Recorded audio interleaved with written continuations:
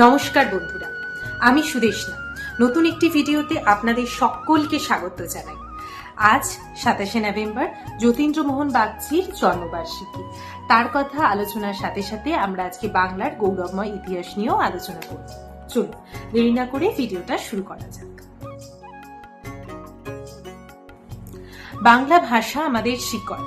এই ভাষা শুধু যোগাযোগের মাধ্যম নয়, এটি আমাদের ঐতিহ্য, আমাদের ইতিহাস আর আমাদের আত্মার কথা বলে।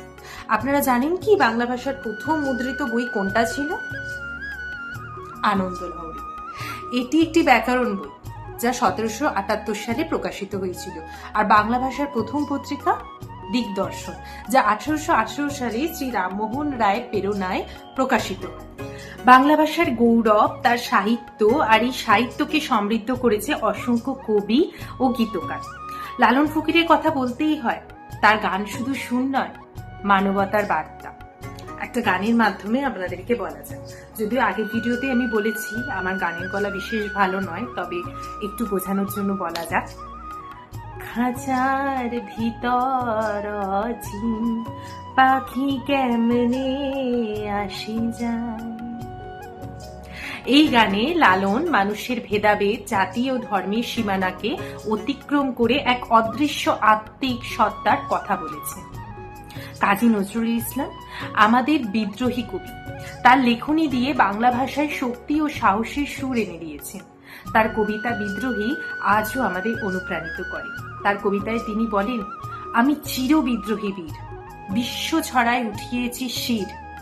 এই কথাগুলি আমাদের আত্মবিশ্বাস জাগিয়ে তোলে।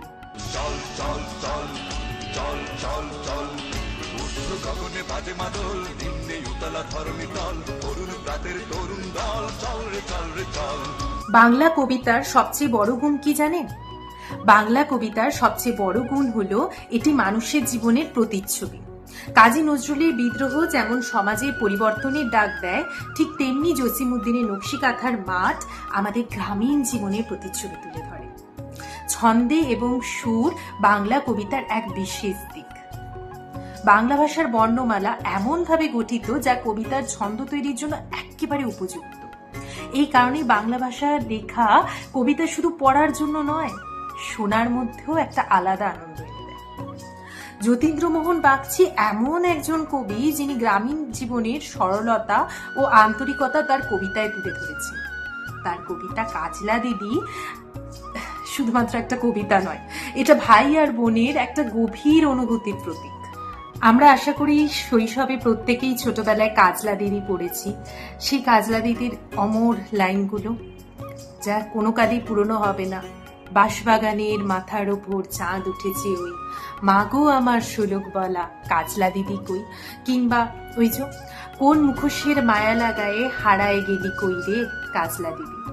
এই লাইনগুলো না আমাদের হারিয়ে যাওয়া শৈশবের কথা মনে করিয়ে দেয়। তার কবিতায় আমরা পাই এক সরল জীবন, যেখানে সম্পর্কের মাধুর্য, প্রকৃতির সাথে মানুষের গভীর সংযোগ স্পষ্ট। বন্ধুরা, বাংলা কবিতা আমাদের জীবনের প্রতিচ্ছবি। এটা শুধু শব্দের খেলা নয়, এটা আমাদের আবেগ, আমাদের ভালোবাসার প্রকাশ। আজ যতীন্দ্রমোহন বাগচির জন্মবার্ষিকীতে আসুন আমরা তাকে শ্রদ্ধা জানাই। তার কবিতা আমাদের শিখিয়েছে কিভাবে জীবনের ছোট ছোট মুহূর্তগুলোকে গভীরভাবে অনুভব করতে হবে।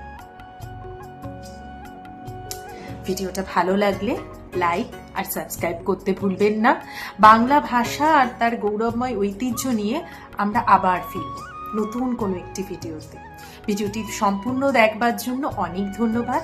দেখা হচ্ছে খুব তাড়াতাড়ি নতুন একটি ভিডিওর সাথে। ততক্ষণের জন্য সবাইকে টাটা। সবাই খুব ভালো থাকবেন।